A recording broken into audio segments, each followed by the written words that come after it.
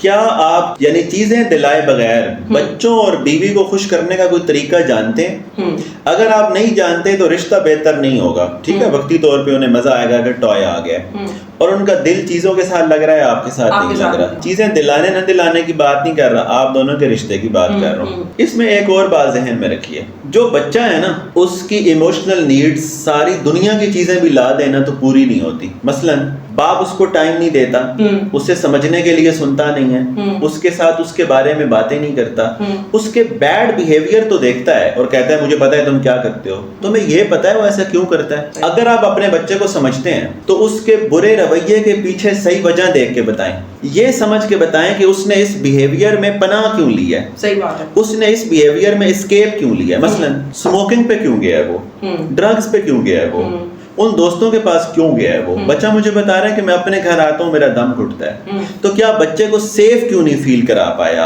آپ نے اسے سدھارنا تھا نا۔